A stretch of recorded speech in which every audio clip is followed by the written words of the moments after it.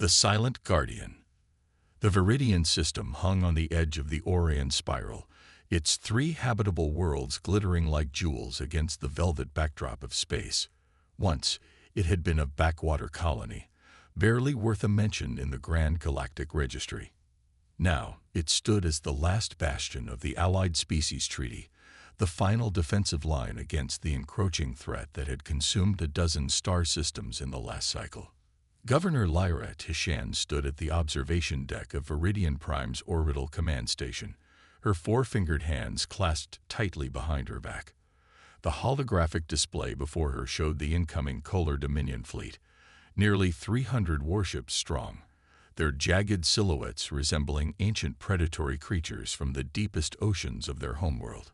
"They will be here within 30 hours, Governor," announced Security Director Null, his crystalline exoskeleton catching the light as he approached. "The evacuation transports can only take 60% of our population."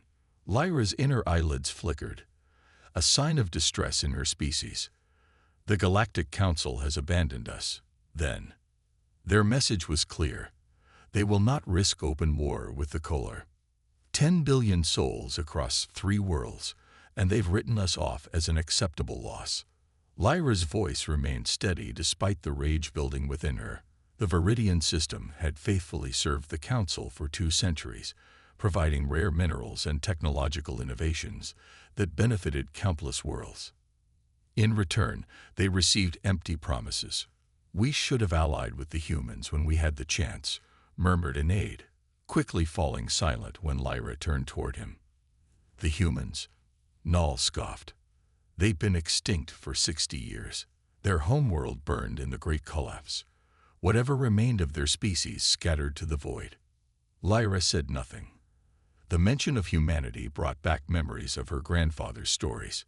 The strange Bictal species had been newcomers to galactic politics, resourceful, unpredictable, and fiercely independent. When they refused to bow to Council authority, they were left unprotected when the cosmic disaster known as the Great Collapse struck their solar system. Earth had been obliterated, and with it, the heart of human civilization. Those few who survived flowed into unexplored space, never to be seen again. "Director," called the sensor officer, her voice trembling. "The Kolar fleet has accelerated. New estimated arrival, 8 hours." A cold silence fell over the command center. 8 hours was barely enough time to evacuate the government, let alone millions of civilians. "They know we're vulnerable," Lyra said. "Send out the evacuation order. Priority to children and essential knowledge keepers. And," she paused, drawing herself up to her full height, "prepare our defense fleet."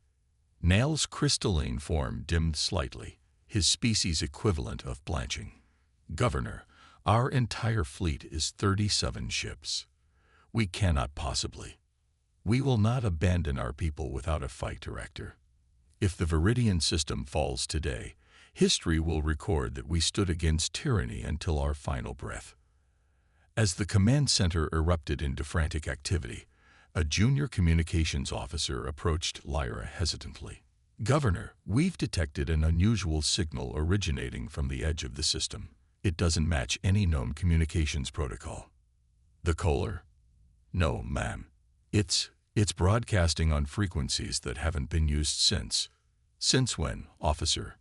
"Since the human era, Governor." 6 hours later, the Kolar Dominion fleet emerged from hyperspace, their massive warships immediately deploying fighter squadrons that swarmed toward Viridian Prime like locusts. The meager defensive fleet of the Viridian system moved to intercept, knowing they were flying to their deaths. On the planet's surface, millions watched the skies in terror as flashes of weapons fire lit up the atmosphere. Evacuation ships launched in desperate haste, many shot down before they could reach safe distance for a hyperspace jump. From the command center, Lyra watched the battle unfold with grim resolve.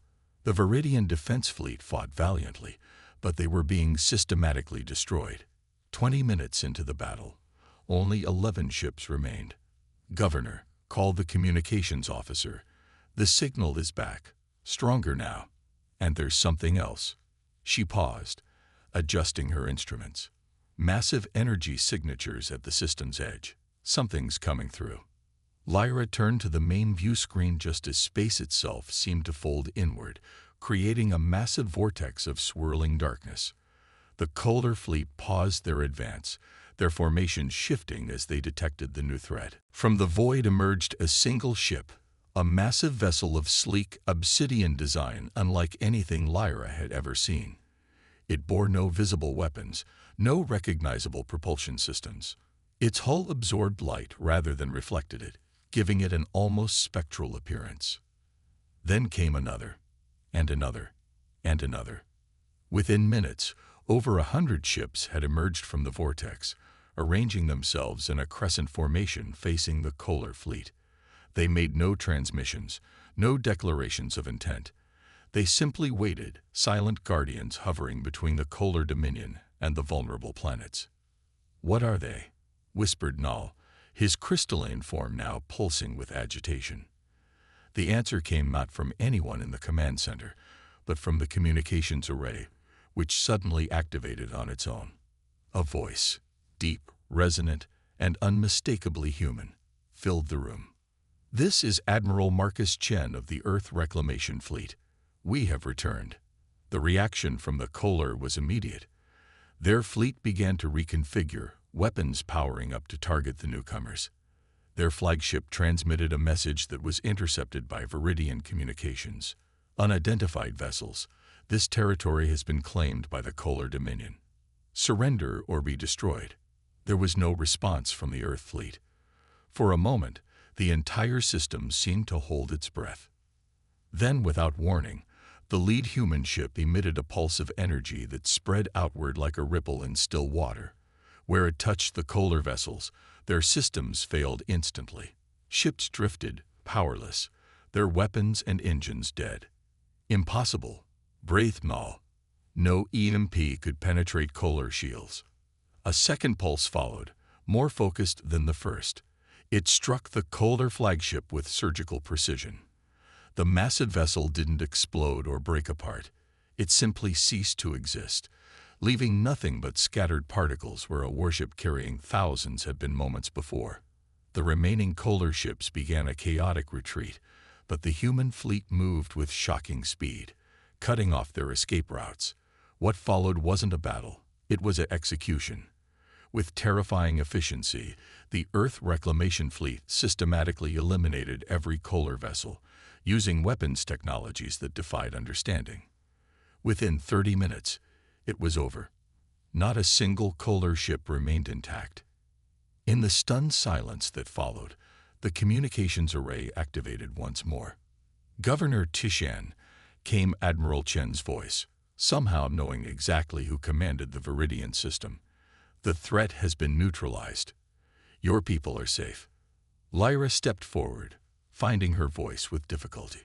"On behalf of the Viridian system, I thank you for your intervention, Admiral. But I must ask, why? Humanity has been absent from galactic affairs for decades. Why return now?" There was a pause before the response came. "Because unlike the Galactic Council, we do not abandon those who stand against tyranny. We have been watching, waiting, building our strength in the darkness between stars. The galaxy believed us extinct, broken by the Great Collapse. In truth, we were transformed by it." On the view screen, one of the human vessels moved closer to the command station, finally close enough to be seen clearly. Its hull bore no markings except for a single symbol, a phoenix rising from flames, with Earth cradled in its wings. "The time has come for humanity to emerge from the shadows," continued Admiral Chen. "And we have not returned alone." As if responding to his words, the vortex at the edge of the system widened further. From its depths emerged vessels of entirely alien design, thousands of them, representing species never before seen in known space. "The Kohler Dominion is merely the first threat to be eliminated," said Chen. "The Galactic Council's era of abandoning vulnerable worlds to their fate ends today. A new covenant is being forged among the stars." Lyra felt a chill run down her spine, not of fear, but of something she hadn't felt in a very long time. Hope. What do you want from us, Admiral? For now, nothing. Tend to your people. Rebuild. When the time comes, an emissary will arrive to discuss your place in the new galactic order. With that, the communication ended. The human fleet began to withdraw, their massive ships moving with impossible grace as they retreated toward the vortex from which they had emerged. Only a single vessel remained, smaller than the warships, but bearing the same Phoenix insignia. It sent a tightly focused transmission directly to the command station. Governor Tishan, I am Captain Elara Hayden.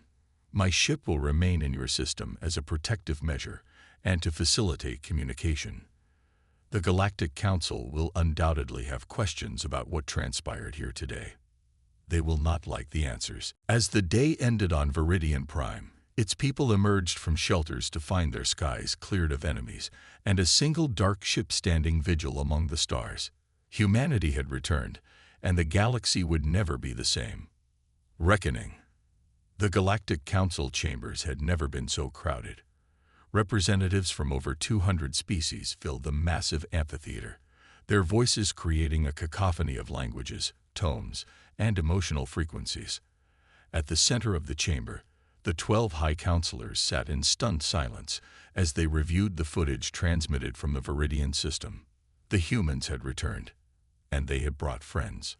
High Counselor Drell Vaughn, a stoic member of the ancient Quarian species, raised a 7-fingered hand for silence. Gradually, the chamber quieted. The footage has been verified, Drell announced, his voice amplified throughout the chamber. 2 days ago, the Kolar Dominion fleet was annihilated by forces identifying themselves as the Earth Reclamation Fleet.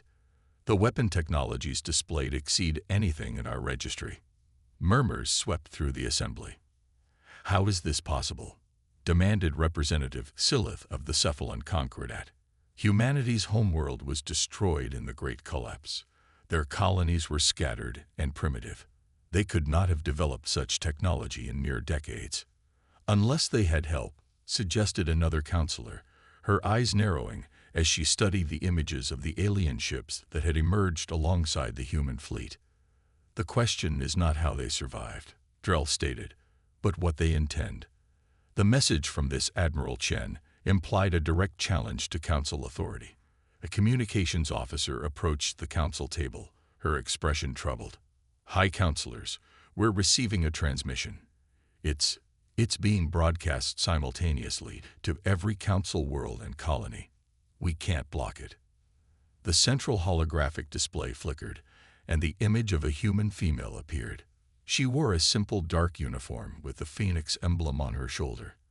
Her expression was calm, her posture relaxed yet commanding. Greetings, citizens of the Galactic Council.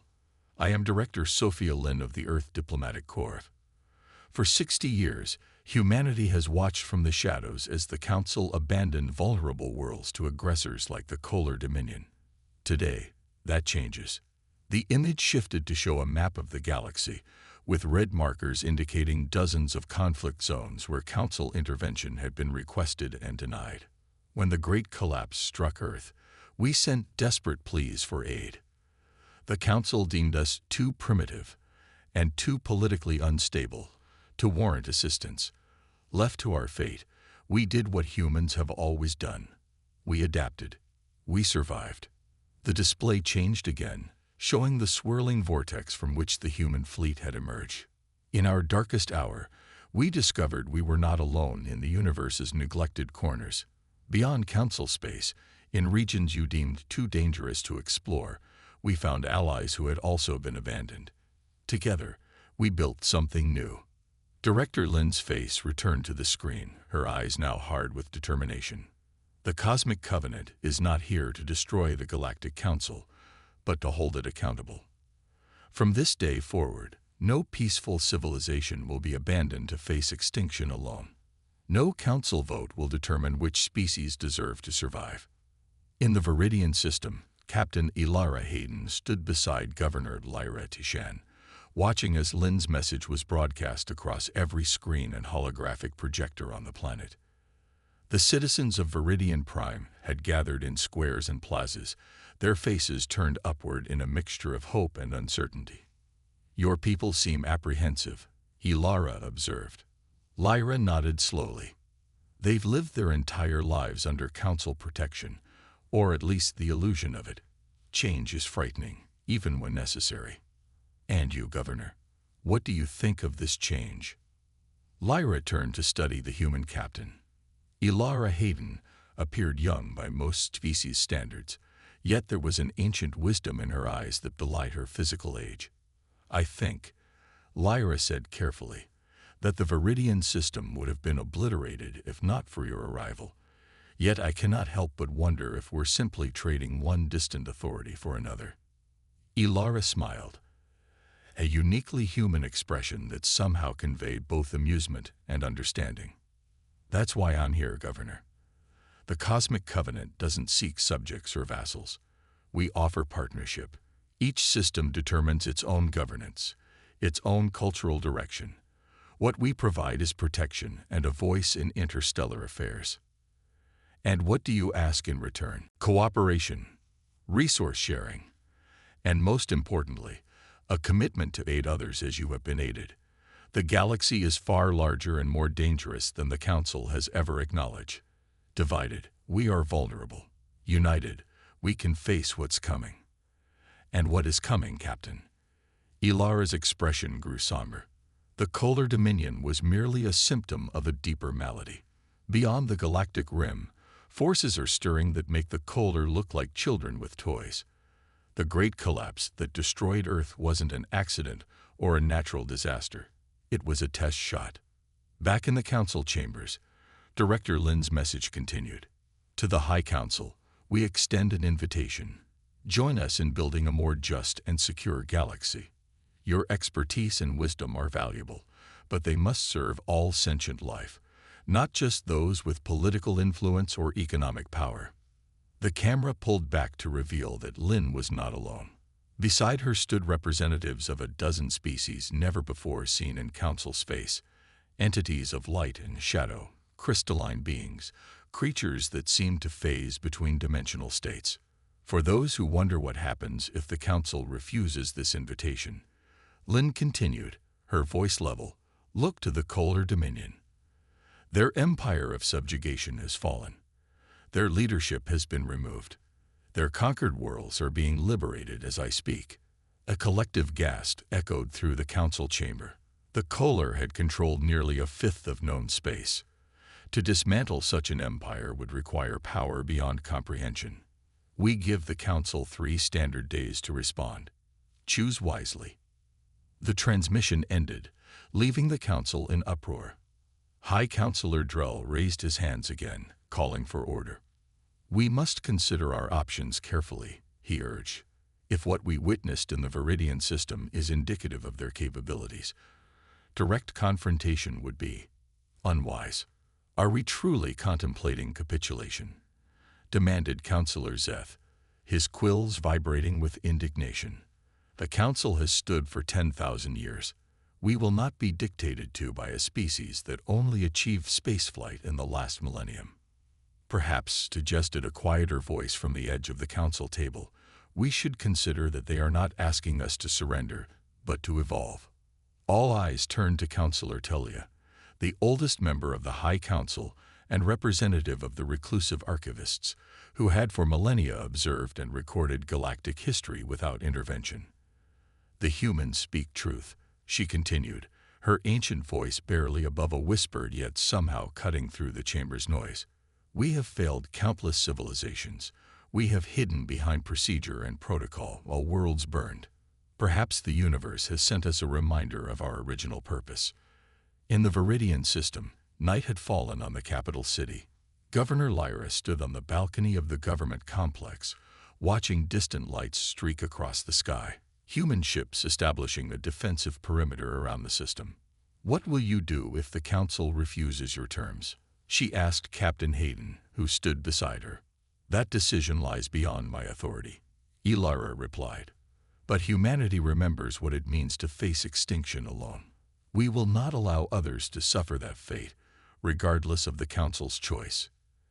And if they choose war, Ilara's gaze remained fixed on the stars. Then they will learn what we discovered in the darkness beyond known space. There are forces in this universe that make our conflicts seem like children's squabbles. The real war is coming, Governor Tishan. The only question is whether we'll face it united or divided. As if to punctuate her words, a brilliant flash illuminated the night sky. Another vortex opening, another fleet arriving. But these ships bore council markings. They approached cautiously, maintaining distance from the human vessels. It seems, Ilara said with a small smile, that the council has decided not to wait 3 days after all. The lead council ship transmitted a request for parley. Within hours, representatives from the Human Reclamation Fleet, the Cosmic Covenant, and the Galactic Council convened aboard a neutral station in Viridian orbit. History would later record this as the first Concord meeting, the moment when the galaxy's future was rewritten. The old order would not fall, but it would transform. The abandoned would find protection. The forgotten would gain voice. And humanity, once deemed too volatile to deserve salvation, would become the bridge between worlds, guardians not only of their own survival, but of all who wished to stand against the encroaching darkness.